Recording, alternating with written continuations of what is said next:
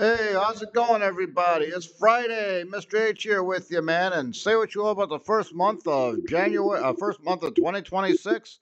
It has definitely not been boring. So, that whole thing about Greenland showed up again. A lot of people were asking me, hey, can the U.S. Claim sovereignty over a base in Greenland or anywhere else for that matter? I said, yeah, it happens all the time. Started really with the Spanish American War. I always like to call it the Spam War, right? Spam, Spanish, American Spam War. Haha. There's our pun for the day. Feel free to use it and then remember to duck. Anyway, a lot of people talking about the Spanish American War. That was way back in 1898. A lot of people don't remember it because, well, first of all, no one's alive. And secondly, it was over before it even started. Everybody remembers San Juan Hill. There's Teddy Roosevelt on horseback leading the charge on a hill that does not look like it has any kind of fortifications or anything else. It was pretty steep. Probably couldn't ride a horse up it. You don't think the Spanish were fortifying this thing, putting obstacles in the way? But hey, it's a great picture. We'll run with it. Spanish American War. You see with my blurry little map over here. Yeah, I thought they looked clearer when I made this, but nonetheless, happened in Cuba. Never went anywhere near Spain. No reason to go near Spain.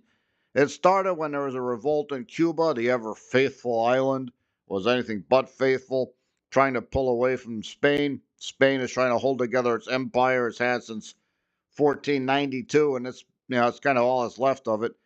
And well, let's just face it, it was going to happen. Look how close the U.S. is to Cuba. And of course, the Cubans, small island, trying to revolt against the imperial power of Spain. Sounds like 1776 all over again. It's a good way of getting down into the Caribbean. Maybe a new market, perhaps, for, American goods. Yeah, I'm sure all of this was correct. Yes, there will be an essay question later. Just keep that one in mind if you ever land in my class somewhere. A little bit closer to Cuba, you can actually see it.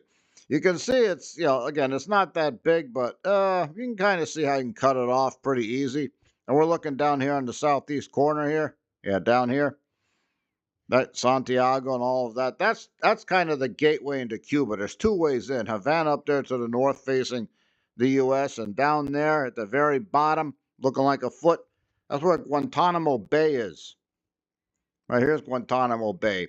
So that's the base we have that we have total sovereignty over. We signed a 99-year lease with these guys, and in 1997 we decided we're going to stay there.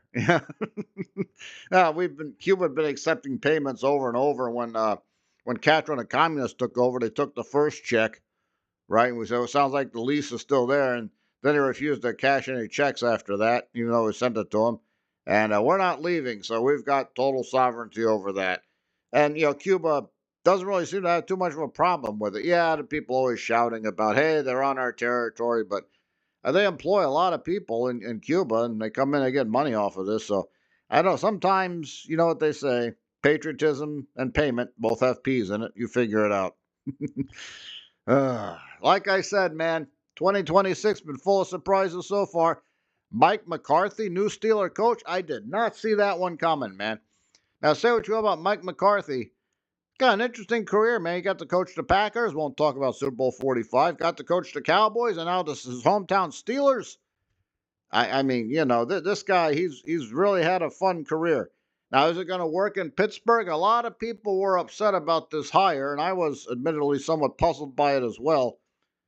But I started thinking about this, and you know what? This might actually work. The Steelers have a tendency to, at least since 1969, hire a guy in his 30s with a defensive background with no prior experience as a head coach. This is clearly a departure. He's 62, has been at two different places as a head coach, and he's more of an offensive guy rather than a defensive guy. People saying Steelers are stuck in their ways and stuff. No, this is definitely a departure, man. Remember, this is a new era. This is not 2005 or 1995 anymore. And this guy, Mike McCarthy, he's into the job. If you saw that press conference, over there, borderline breakdown in tears. Hey, he's a lifelong Steeler fan, I mean, he is from the area. He knows what it's like. Definitely bringing some passion and heart to this stuff. So, I don't know. This might actually work out.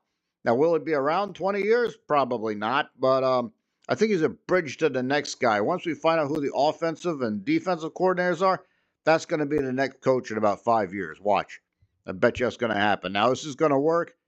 I don't know. I'm optimistic about it. Not the first time I've been in a minority on stuff like this. Only one way to find out, right? Find out when he takes the field. So I think it's a good start. We'll see how it goes. If it's a complete disaster, forget you ever heard any of this. Got 6 trophies there, man. Got plenty of room to find some more. What's that, Mr. H? Oh yeah, the I beam's only so big. Yeah, just get a bigger I beam, man. Get a second one. It's Pittsburgh. They're all over the place. Hey, I was reading this book and called After Man: A Zoology of the Future. This is about how a man named Dougal Dixon, who's a geologist and a paleontologist, thinks evolution will take its course next 50 million years. Premise is that Homo sapiens is extinct. Yeah, we know that's coming. We're going to destroy ourselves, either nuclear war, social media. I'm not sure yet. Or maybe we left the planet to go inflict ourselves on somebody else in the cosmos. But anyway, humans out of the picture. This is how he feels evolution will take its course over the next 50 million years. Still dominated by mammals, still Cenozoic era. Got some really strange stuff in here. But it makes you think. And there are tons of animals to look at. And this is the one that attracted my attention. Yes, the Vortexus. It's a huge penguin. This penguin, something happened to the whales. I haven't finished reading this thing yet. But something happened to the whales, and guess who flies into the niche, right? Before there were whales, there were mosasaurs. From mosasaurs, there were trilobites. Always something comes into the next niche.